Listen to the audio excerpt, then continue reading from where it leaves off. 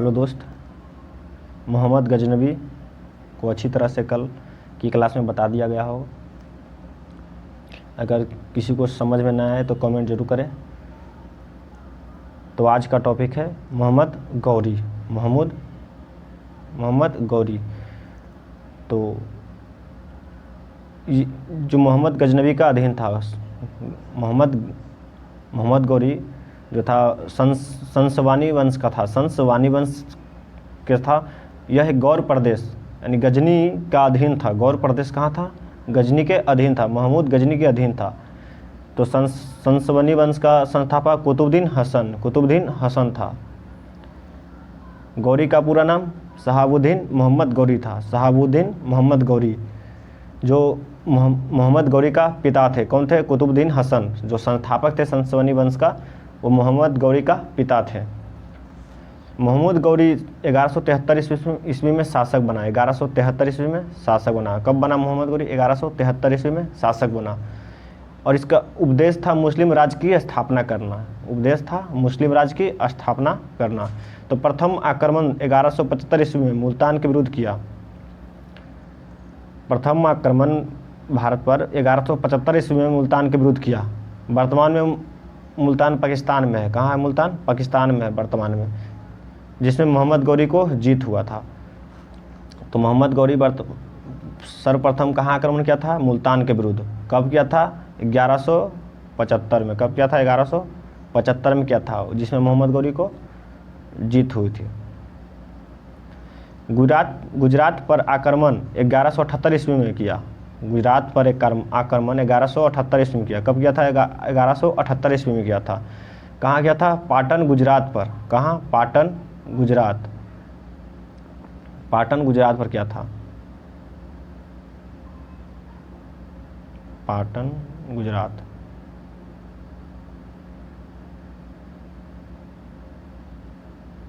गुजरात पर किया था। वहाँ के शासक भीम द्वितीय थे। कौन थे? भीम द्वितीय थे। मोहम्मद गौरी को बुरी तरह परास्त कर दिए थे। उन्होंने मोहम्मद गौरी को बुरी तरह परास्त कर दिए थे। और गौरी का भारत में प्रथम हार हुआ था। गौरी को प्रथम हार कब हुआ था और किसने हराए थे? तो भीम द्वितीय हराए थे। गुजरात आक्रमण के समय मोहम्मद गौरी को हार हुआ था। तो प्रथम तराइन युद्ध 1191 ईस्वी में पृथ्वीराज चौहान और गौरी के बीच हुआ। किसके बीच हुआ? पृथ्वीराज चौहान और मोहम्मद गौरी के बीच हुआ। जिसमें गौरी की हार हुई और पृथ्वीराज चौहान विजय हुए। किसकी हार हुई थी? गौरी की हार हुई और पृथ्वीराज चौहान विजय हुए। तो तराइन के प्रथम युद्ध में पृथ्वीराज चौहान का सेनापति कौन था? अस्कंद। कौन था? अस्कंद। तो प्रथम तराइन युद्ध में पृथ्वीराज चौहान का सेनापति कौन थे? अस्कंद। कौन थे? अस्कंद थे। दूसरा तराइन युद्ध 1192 ईस्वी में हुआ। कब हुआ? 1192 में। दूसरा तराइन युद्ध 1192 ईस्वी में पृथ्वीराज चौहान और गौरी के बीच हुआ। तो इसमें मोहम्मद गौरी को विजयी प्राप्त हुआ। जब 1191 में प्रथम तराइन का युद्ध हुआ था, तो जीतने के बाद पृथ्वीराज चौहान सोचे कि जब मेरा एक सेनापति गौरी को हरा दिया तो इस बार क्या है, इस बार भी हरा देंगे। यही सोच में इन्होंने कुछ तैयारी किया नहीं।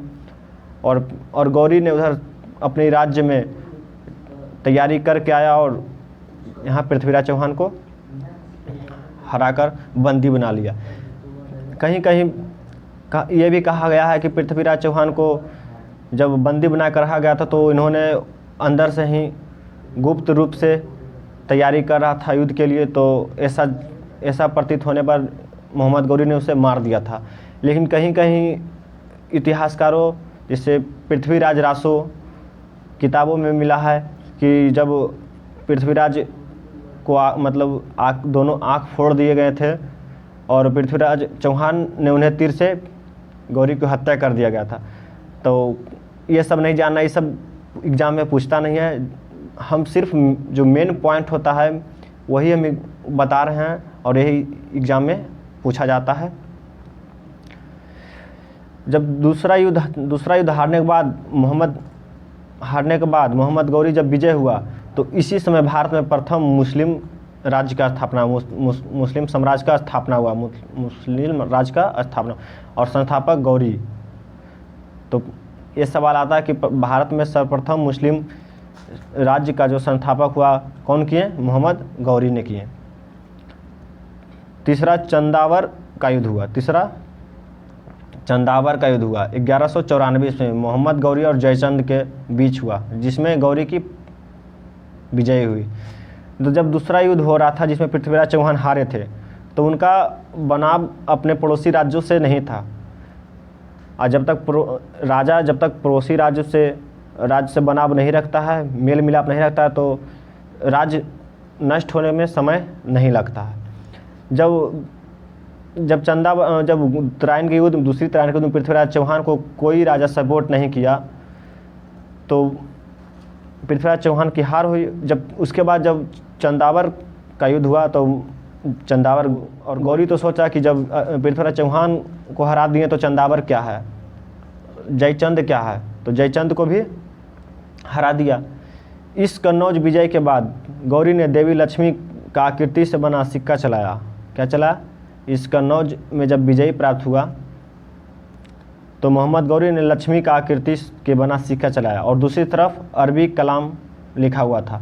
जैसे मोहम्मद गजनबी ने संस्कृत जो सिक्का चलाया था, एक तरफ संस्कृत में लिखा, एक तरफ अरबी भाषा में लिखा हुआ था, उसी तरह मोहम्मद गौरी भी ने एक सिक्का चलाया जिसके एक तरफ माँ लक्ष्मी का आकृति बना हुआ चित्र और दूसरी तरफ अरबी भाषा में एक कलाम लिखा हुआ था। तो याद रहे जब गौरी अंतिम बार भारत 1205 ईस्वी में आया, तो आते समय उसे भारत सीमा पर खाकर जनजाति से युद्ध हुआ और उसे हराकर भारत आया। जब भारत आ रहा था तो भारतीय सीमा पर एक खाकर जनजाति रहती थे, तो उससे युद्ध हुआ। तो युद्ध में उस समय मोहम्मद गजनबी ने उसे हराकर भारत आ गया, और वहाँ का भारत का जीता हुआ राज सौंप कर गजनी जब लौटने लगा, तो लौटने वक्त फिर 1206 ईस्वी में खाकर जनजाति से युद्ध होने लगा, यानी उसका बदला लेने लगा। तो उसी युद्ध में मोहम्मद गजनबी की मृत्यु हो जाती है, यानी हत्या हो जाती है। तो मोहम्मद गौरी की हत्या कब होती है? 15 मार्च 1206 ईस्वी में कर दिया जाता है। तो हत्या कब होता है? 15 मार्च 1206 ईस्वी में। किसने करता है? खागर जनजाति के द्वारा हत्या कर दिया जाता है। मोहम्मद गौरी भारत से जाते समय जो जीता हुआ राज्य अपने गुलाम सेनापति को सौंपते हुए गजनी लौट रहा था, यानी लौट गया था। इसी समय मारा गया था, फिर उनकी हत्या कर दिया गया था। तो मोहम्मद गौरी जो भारत में जीता था राज, वो अपने गुलाम सेनापति को सौंप दिया था। गुलाम सेनापति कुछ महत्वपूर्ण पॉइंट है। कुतुबुद्दीन ऐबक दास वंश या गुलाम वंश की स्थापना किया। जब मोहम्मद गौरी की मृत्यु के बाद भारत में कुतुबुद्दीन ऐबक दास या गुलाम वंश का स्थापना किया, और वह लाहौर से शासन चला रहा था। कौन चला रहा था? कुतुबुद्दीन ऐबक। कौन वंश का स्थापना किया? दास एवं गुलाम वंश का स्थापना किया। अब बख्तियार खिलजी 1206 ईस्वी में सबसे पहले बिहार को जीता। बख्तियार खिलजी जो उसका दूसरा सेनापति था, गुलाम था, वो पहले बिहार को जीता। पहले बिहार को जीता और नालंदा विश्वविद्यालय को ध्वस्त किया, और विक्रमशिला विश्वविद्यालय को भी ध्वस्त कर दिया, यानी विश्वविख्यात विश्वविद्यालय को ध्वस्त कर दिया। उसके बाद बंगाल पर विजय प्राप्त किया। जब बिहार जीतने के बाद वो बंगाल गया, और जब बंगाल पे आक्रमण किया तो वहाँ का शासक लक्ष्मण सेन जो सेन वंश के थे, तो वह राज्य छोड़कर भाग गए। तो राज्य छोड़ के भाग गए, तो यानी बख्तियार खिलजी का विजय हुआ। तो बंगाल और बिहार को जीत लिए। तो ये बख्तियार खिलजी प्रथम शासक है जो बिहार और बंगाल को, मुस्लिम शासक जो बंगाल और बिहार को जीते हैं। तो आप लोगों को वीडियो अच्छा लगा होगा तो लाइक शेयर कमेंट जरूर करें। जय हिंद।